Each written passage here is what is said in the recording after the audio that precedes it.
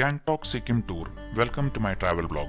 During my 1-month long tour, starting from Kolkata, after visiting Murshidabad and Darjeeling, I went to Gangtok in Sikkim, where I spent 3 days. After that I went to Nepal to see Kathmandu and Pokhara, and to complete my travel in Dehradun in Uttarakhand. So this travel blog video is about my 2 days of sightseeing in Gangtok. I have been to several big and small cities in India during my travels. And during these travels, I stay in these cities for some time. Not just for 2 or 3 days, but for months sometimes. I have lived in Chennai, Bangalore, Mumbai, Delhi, Kolkata, Dehradun, Ahmedabad, and so on. Not just to see the cities, but to experience the life in it. While I was in Gangtok only for 3 days, I would count it among one of the best places to live in, because of the character and culture of the city. There are so many things that makes Gangtok different from many other cities in India. Well, it is not very big. You can just simply walk from one end to the other end. The traffic is very less. The roads are clean. The roads in the city are maintained very well. There is very less pollution. And the people seem to be very friendly. Well, these were my first impressions during my 3 days in Gangtok. I could be wrong. Well, you cannot judge based on 3 days of experience. See, these roads are marked very well. There is very well organized traffic. Considering the terrain, that is the hilly area, they have very limited space for even building the roads. But it seems that wherever possible, they have built good footpaths. So I feel there are several positives to the city, making it more, what would you say, livable. Of course, that is in comparison to other cities. Once you get out of the city, there is very limited traffic on the roads. And the roads are probably not good as those in the city.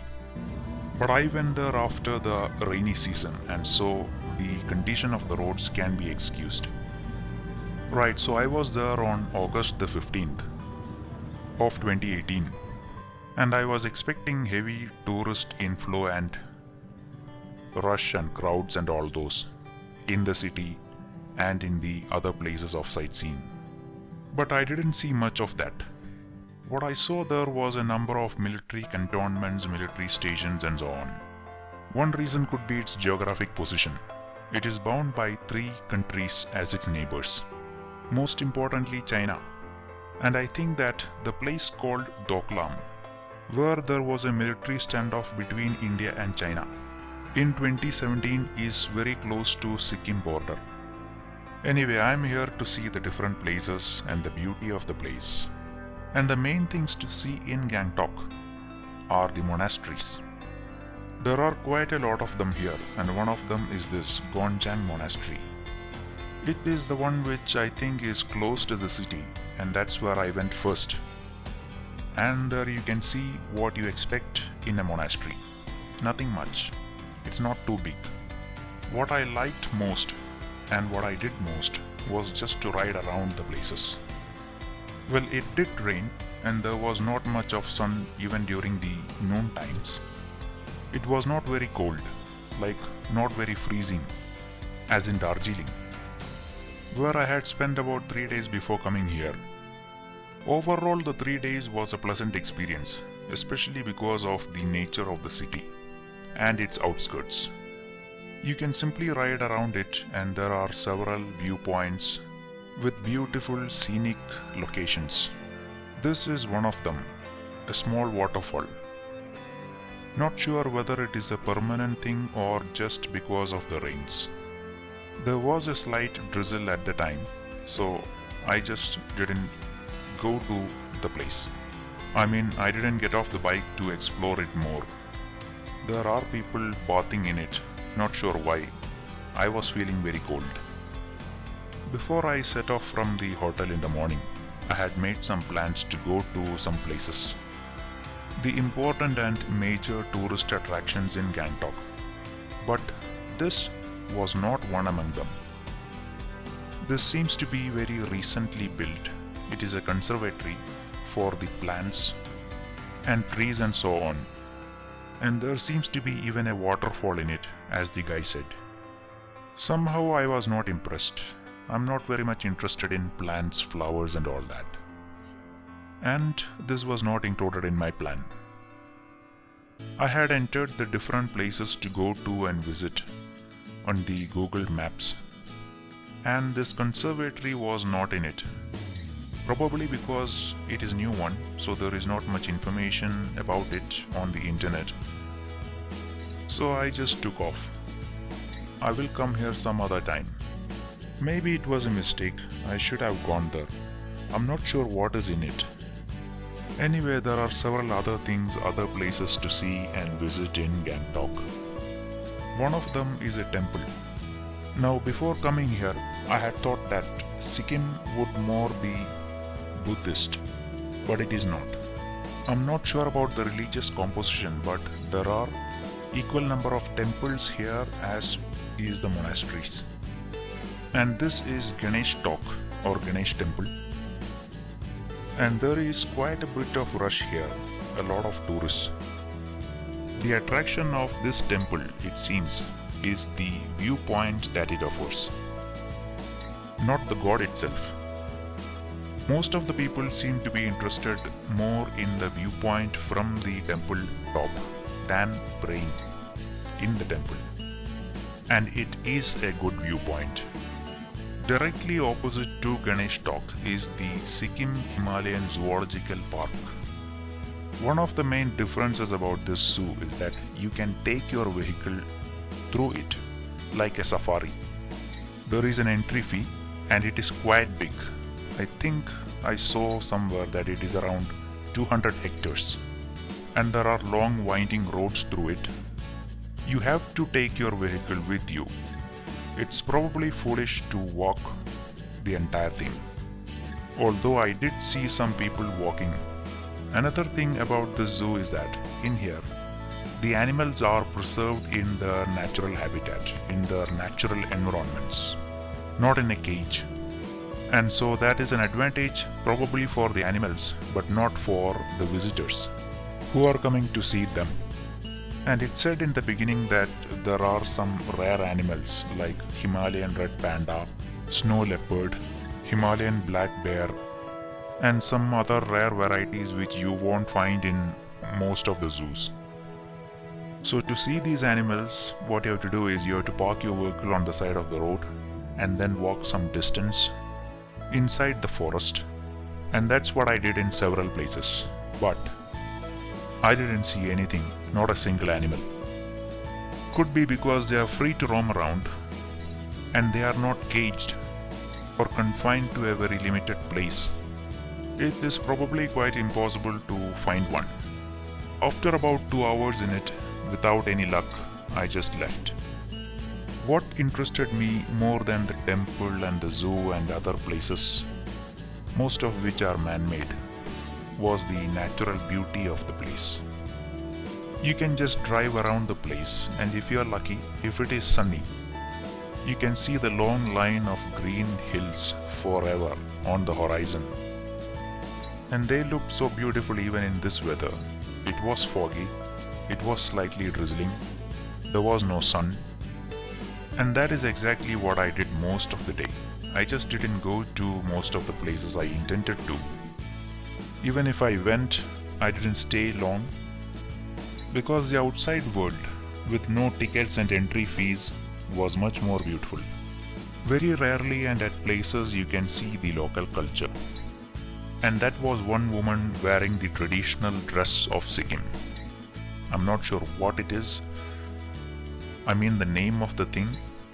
And I didn't see many people wearing it. Only a few. In the morning I had started from one end of the city. And after riding around endlessly through the outskirts, I'm finally back through another place.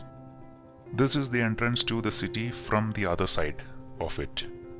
Just see the footpaths built even here. It is a very narrow road. There is not enough space for two vehicles to pass, but they have built a footpath. Once you enter the city, within it, I think, there are a large number of one-way streets. This is one of them, and on both sides of these roads, there are a number of hotels. I think because it attracts a large number of tourists during season. From just about here you can see the city from the top. It was drizzling, so my GoPro camera had some specks of water on the lens, so it was not captured very clearly. If you see the city from the top of the hill, you can see it is very small. There are not many tall buildings in the city itself. Gangtok and Sikkim is mainly dependent on tourism. So there are a good number of hotels on the sides of these roads. But the main problem here is parking.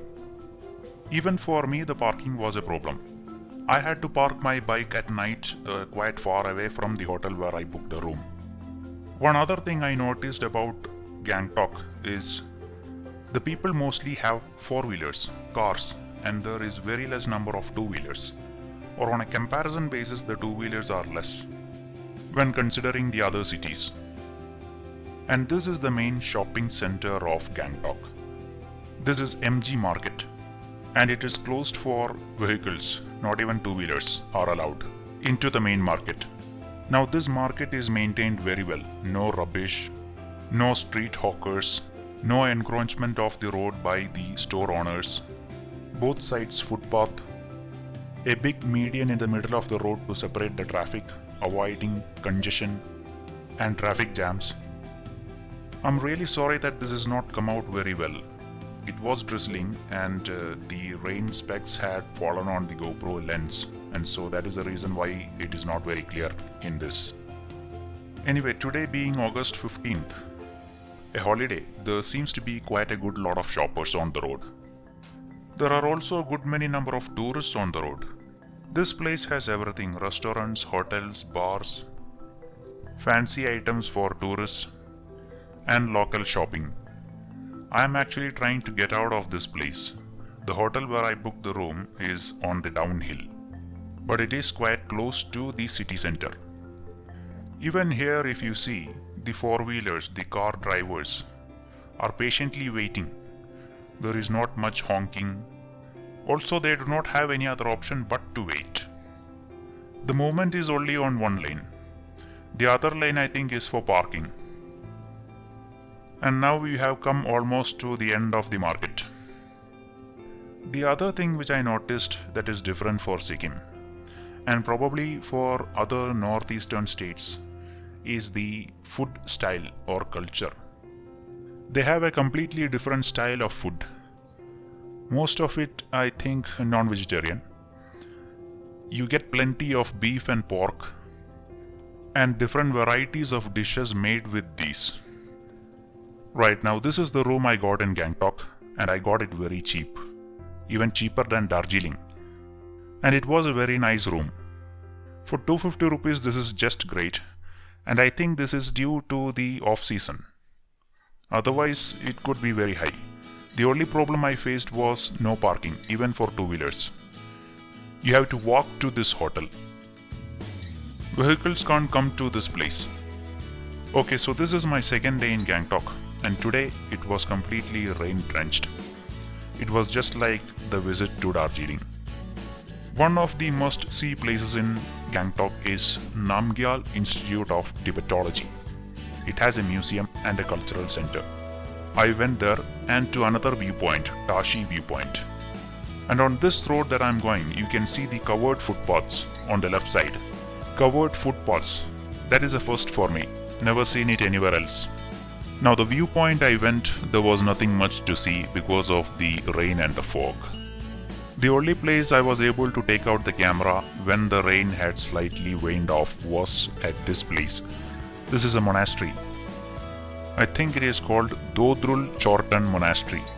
I might be pronouncing it wrongly.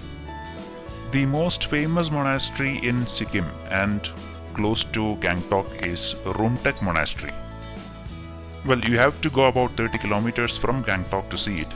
And on the third day of my visit to Gangtok, I went to Rumtek Monastery. It takes about 3/4 of a day to go there and come back, and by the time I came back, it was raining. So I finished my Gangtok visit. The next place I went is Nepal. So I'm ending this video here, and the next video is about Rumtek Monastery. And the link to that video is given here.